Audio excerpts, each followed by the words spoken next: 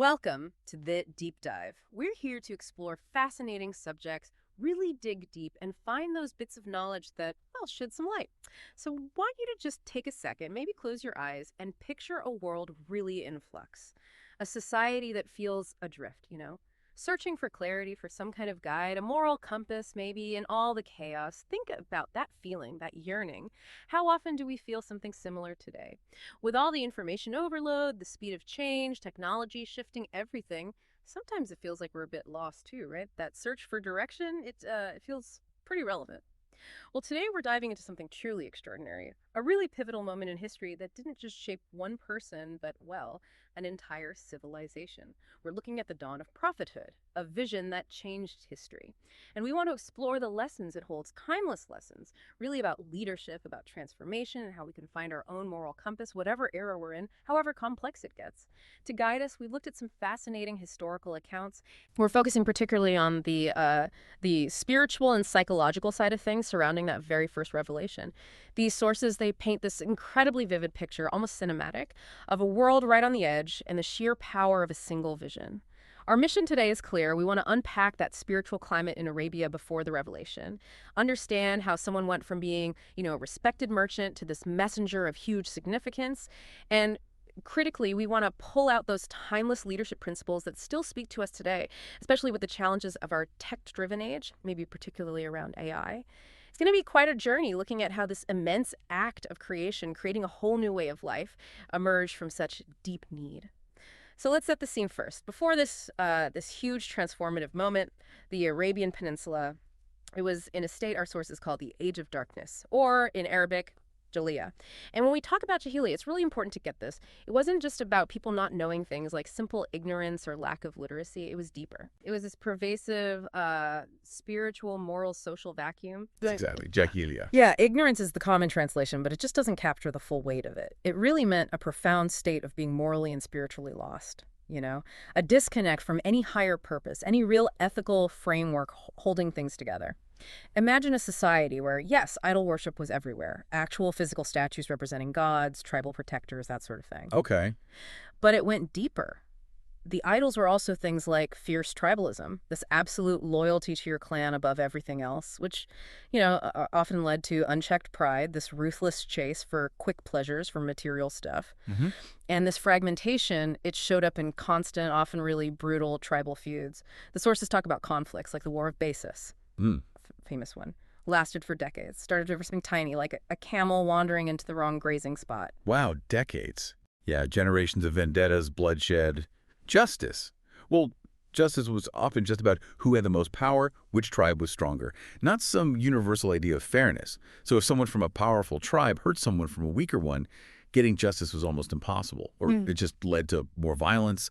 Women's rights were, frankly, almost non-existent, often treated like property, and the practice of female infanticide, horrifyingly common, driven by, economic fears or social shame. That's hard to even imagine. It is. So you had this palpable sense of injustice, widespread oppression, and just no unifying ethic beyond blood ties.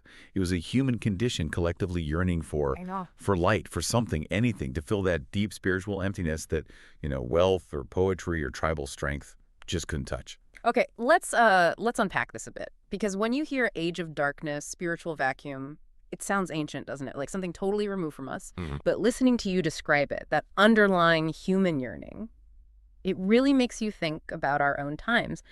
What are the idols maybe we have today, if we look critically? We might not bow to statues, sure, but are we maybe uncritically accepting algorithms as the final word?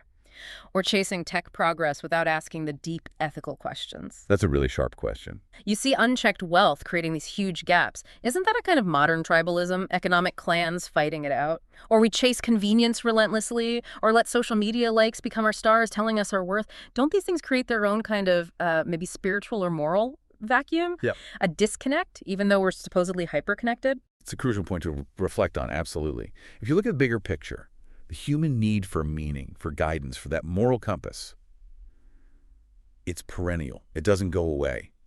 Historically, people have often filled that void with whatever felt most powerful right then and there.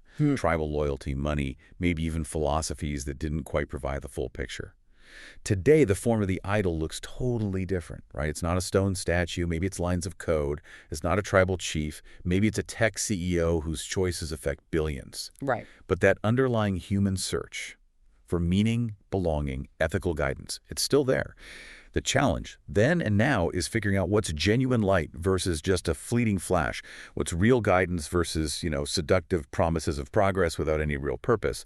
That yearning for a moral framework that goes beyond just personal gain, it's always there. And when it's missing, a different kind of darkness can definitely creep in, even when technology looks dazzling. It's about knowing what truly sustains us versus what just, distracts us. And it was right into this environment, this vacuum, that the person at the heart of our story, Prophet Muhammad, peace be upon him, and you'll hear us say, peace be upon him, or CA, that's a sign of respect. He started to pull back, retreat from the noise, the chaos, the emptiness. The sources tell us about his regular retreats, deliberate retreats to the cave of Ḥirā, just outside Makkah. This wasn't just, going for a hike. It was an intentional withdrawal, a search. Indeed. These weren't just about physical solitude. They really represented a deliberate, you could almost say desperate, search for truth, for a deeper understanding of everything in the universe, humanity's role in it. He was consciously stepping away from that bustling, chaotic, morally shaky society he lived in. Even though he was respected as a merchant, he felt this growing unease. During these times, which could go on for days, even weeks, he'd engage in deep meditation, reflection, silence, just observing the natural world, the cosmos, thinking about the state of people, essentially preparing his inner self, creating space for insight. Creating space. Historians, biographers, they describe him just contemplating the stars, the vastness of the desert, and the stark contrast between that natural beauty and the moral decay he saw in his community. These intense periods of solitude, introspection, they were absolutely crucial. They honed his spiritual strength, his psychological resilience, allowed him to see deeper realities beyond the surface stuff, the distractions of the time. It was his personal crucible, really, refining his spirit, cleansing it, preparing him for the huge task ahead, building that inner foundation, that strength and clarity. And what's truly fascinating here, I think, is the clear leadership lesson that emerges. It's transformational leadership. It starts deep inside with self-reflection. You need that internal journey, that real understanding of yourself, your values, before any public action can really stick or have lasting impact. Leading others effectively, guiding them to something higher. It comes from knowing yourself, your purpose, your core values, and you cultivate that away from the noise, the constant demands. It's about grounding yourself first, finding that inner clarity, developing a moral vision before you try to shift the world. It's the solitary work that comes before the big societal creation. So what does that mean for us today, especially, with AI changing things so fast it makes your head spin? How do we find our own cave of Ḥirā when we're always connected, expected to respond instantly, our phones practically glued to our hands? This need for leaders, innovators, really all of us, to disconnect, to reconnect, it feels more critical than ever, doesn't it? We're talking about deliberately scheduling breaks, taking time for deep reflection, not just on, the next product launch or the quarterly results, but on the ethics of the tech we're building and using, consciously checking in with our values, personal and organizational, amidst all this rapid change. Can you imagine, say, a tech CEO actually taking a day or even just a few hours each week, totally offline, just to think about the societal impact of their AI, its long-term ethical footprint, not just its market share? That's a modern Ḥirā, right? A space to cultivate foresight, responsibility in what we create. It's an incredibly powerful analogy. In an age where algorithms decide so much, what news we see, how we interact, even decisions in critical areas like medicine or finance, just stepping back lets us question the assumptions behind those systems. It lets us make sure they're actually serving human well-being, not just optimizing for engagement or profit or convenience at any cost. And this isn't just about, avoiding burnout or feeling better personally. It's a fundamental leadership requirement. Leaders need that inner space to develop a moral vision that goes beyond just technical skill, a vision that can genuinely guide the creation and responsible use of AI, making sure it builds a better future. Without those moments of quiet, deep thought, the risk is huge. We might just end up amplifying existing biases, making inequality worse, or creating brand new problems we didn't even foresee because we're too busy building to ask, why this? Or what kind of future are we actually creating here? We have to consciously create a better world, not just stumble into one. And this internal preparation, this deep thinking in the cave of Ḥirā, it all led to a moment that literally changed the course of history. The sources give us this vivid picture of the first revelation. Prophet Muhammad, peace be upon him, alone in the cave, and suddenly he's confronted by the angel Jibril. It was an encounter of just overwhelming power, majesty, a moment that shook him right to his core. Angel Jibril, or Gabriel, peace be upon him again. That traditional honorific appeared and gave him a command, Iqra. Iqra. Just one word, Iqra. But it carries so much weight, so many layers of meaning. It's not just like reading a book, though that's part of it. It also means recite, proclaim, learn, observe, contemplate, understand. It was this command to engage with knowledge, to see the signs all around, and ultimately to deliver a powerful message to humanity, a call to create a new understanding, really. And his reaction wasn't calm acceptance, was it? Not at all. His immediate reaction was pure, visceral fear. He was human, encountering the divine in this totally unprecedented way. He was trembling, profoundly disoriented by the sheer force, the shock of it all. Imagine the terror suddenly facing this immense being, completely outside normal human experience, being given a command that felt impossible. He was an unlettered man. How could he read? Biographers describe his heart pounding, his body shaking. He thought he might be losing his mind. It completely shattered his reality, left him deeply shaken, unsure what just happened or what it meant. It was a moment of profound human vulnerability, not serene enlightenment. Which brings us to something absolutely critical and maybe easy to overlook when we talk about grand prophecies, the role of support systems. He goes home, terrified, confused, drained. He didn't need a philosophical debate then, did he? He needed comfort, reassurance, belief from someone he trusted completely. And this is where Khadījah, may God be pleased with her, you'll see, RA4, radiallahu anha, his wife, just shines. Her role wasn't just important, it was foundational, absolutely foundational. She was the very first one to reassure him, to calm his racing heart, wrap him in a cloak, comfort him. She didn't doubt him, didn't dismiss his terror as, a bad dream or something. She believed him, implicitly. Her deep understanding of his character just kicked in instantly. She reminded him of who he was, his honesty, his trustworthiness, how he cared for the poor, upheld family ties, his generosity, his truthfulness. She told him, by God, he will never disgrace you. Wow. What powerful words. Incredibly powerful. Her unwavering support, her calming presence, her immediate validation of his experience. It was essential in those first moments of shock and fear. She didn't just give emotional comfort, she empowered him, gave him the strength, mentally and spiritually, to even begin processing it all. She created that safe space for him to start accepting this monumental call, this call to create a whole new path for humanity. And she didn't stop there, did she? Her wisdom went further. She took him to someone else. Yes, she took him to her cousin, Waraqah ibn Nawfal, an older man, highly respected, known for his deep knowledge of previous scriptures, especially Christian traditions, and his understanding of prophecy. So adding another layer of support. Exactly. And a different kind, but just as necessary. Waraqah provided the intellectual and historical validation. He knew the ancient traditions, the patterns of prophecy. When he heard the prophet's account, the angel, the command Iqra Waraqah, recognized the signs immediately. He confirmed, yes, this sounds like the same angel Jibril who came to Moses. He understood this was part of a divine continuum. He even said he wished he'd be young enough to support him when, inevitably, his own people would turn against him. So he foresaw the difficulty too. He did. And that recognition, that confirmation was crucial. It placed the prophet's deeply personal, frankly terrifying experience into a larger context. History, divine plan. Yeah. It helped anchor him. It wasn't just some random personal event or delusion. It was part of something bigger. So you had Khadījah's profound emotional and spiritual comfort and Waraqah's vital intellectual and historical reassurance. Together, they formed this complete support system that helped him move from that initial terror towards acceptance. And if you connect that to the big picture, it just shows so powerfully, doesn't it? Even the greatest leader facing the most unbelievable challenge, even with a divine mandate, they're not an island. Right. They need community, robust support, especially in those moments of fear, doubt, when the responsibility feels crushing. Support comes in different forms: emotional, intellectual, simple, unwavering belief from those closest. It shows that even the grandest acts of creation need a human network. And here's where it gets really interesting for me, and I think so relatable. It shows that vulnerability. It isn't weakness, not even for someone destined for something huge. It's actually an opportunity for connection, for strength through others. We tend to picture leaders as, always strong, always composed, never showing fear. But this story, it shows even with a divine revelation, the first human reaction is fear, confusion, needing someone trusted to help them through it. It's such a powerful reminder that leaning on support isn't a leadership flaw. It's a fundamental strength. It shows how interconnected we are. And it's critical for any big creation, personal or societal. A leader who can show vulnerability can actually tap into the collective strength around them. So with this support, emotional and intellectual, Prophet Muhammad, peace be upon him, starts to accept it.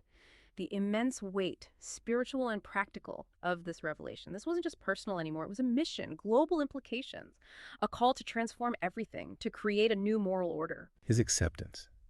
It took extraordinary courage. He knew, Waraqah basically told him, this mission would clash head-on with everything established, customs, tribal loyalties, the power structure in Makkah, the economy tied to idols. It meant facing ridicule, being cast out, fierce opposition, maybe even violence. To take on that kind of responsibility, to carry a message that would fundamentally change history, demand a total shift in thinking that required immense resolve, deep conviction in the truth he had received. It wasn't a light choice. It was this profound acceptance of a divine task, knowing the personal cost could be huge. And what's really fascinating here, another key leadership principle, I think, is how a huge vision, even world-changing, almost always starts small. He didn't immediately go to the town square and make a giant announcement to everyone in Makkah, let alone the world. No, he started by inviting his closest family, his closest friends, people in his inner circle. He shared the message there first, nurtured it within that trusted group, built a foundation of belief with the people who knew him best, who trusted his character. This slow, organic growth from the core outwards. You see it again and again in successful movements, whether they're spiritual, social, even business. Like the classic started in a garage story. Exactly. Think of Apple in the garage, a few trusted people building the vision step by step meticulously before it could possibly scale up globally. It's the essence of thoughtful, sustainable creation. You build the foundation first. That is such a powerful idea, isn't it? Especially today with this pressure to go big immediately, go viral, have global reach from day one. Right. This reminds us that the most lasting movements often start with real personal connection, one sincere conversation at a time, built on trust, shared belief. It highlights the power of authenticity, of conviction grown in small circles, which then becomes the base for wider influence. It's about building that deep trust and purpose, not just shouting to the masses. It tells us that to create something truly new and lasting, you have to start by building those deep roots. Okay, let's dig into some of the psychological, maybe spiritual insights from this whole transformation. The first experience was terrifying, right? Yet it led to this world-changing mission. You mentioned a kind of equation. Yeah, the sources seem to point towards something like fear plus faith, transformation. Fear plus faith equals transformation. Okay. And it's not just abstract. It describes a very real, very human process. That initial fear wasn't a roadblock. It was more like a catalyst. The shock of the unknown, the divine encounter, his world turning upside down. But that fear was combined with this underlying conviction, this deep faith, that what happened was real and incredibly important. And Khadījah and Waraqah's validation powerfully boosted that faith. It was this inner certainty, maybe small at first, but growing. And that mix, the terror and the conviction, is what pushed him forward despite the fear. It's a deep insight, I think. Moments of intense vulnerability, intense discomfort, when they meet a guiding belief or purpose. That's often where profound change happens. That's the spark for immense creation. It points to another universal truth, really, that applies to everything we do. Significant growth, personal or collective, almost always demands discomfort. We naturally seek comfort, right?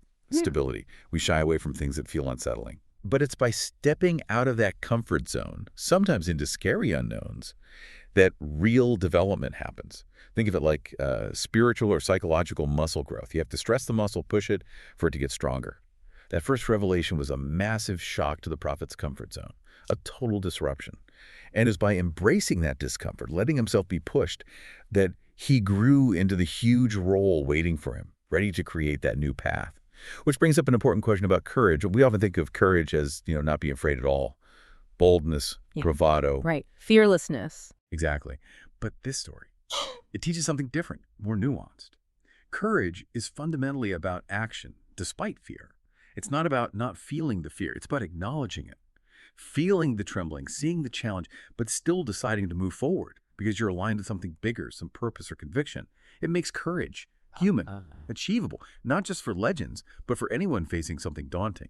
It tells us that the act of creation itself, whether it's art, a business, a social change, often demands stepping into the unknown with the fear, not waiting until the fear is gone. That is such a crucial distinction, isn't it? It makes courage feel accessible, not just for heroes, but for anyone facing a big challenge, starting something new, speaking a difficult truth, navigating all this tech change, creating something from scratch. It shifts the focus from how we feel inside, which we might not control, to the conscious choice we make, how we act. It's empowering. It says you don't have to be fearless to be courageous. You just have to act with purpose despite the fear. And bridging these eras, it's fascinating to see the parallels between how the Prophet's message was first received and how truly new ideas often land today. Every really groundbreaking idea, spiritual or technological, it initially feels impossible. It faces skepticism, resistance. It shakes up the status quo. Precisely. When the Prophet first shared his message, the reaction was disbelief, ridicule, and eventually really fierce opposition from Makkah's elite. It challenged everything: social structures, the economy built around idols, the polytheistic beliefs that were core to their identity. People just couldn't grasp the radical shift he proposed. And you see parallels today, don't you? Think about disruptive innovators. Their ideas are often dismissed at first crazy, impractical, maybe even dangerous, until eventually they become normal, maybe even taken for granted. Yeah, like the early internet pioneers. Right.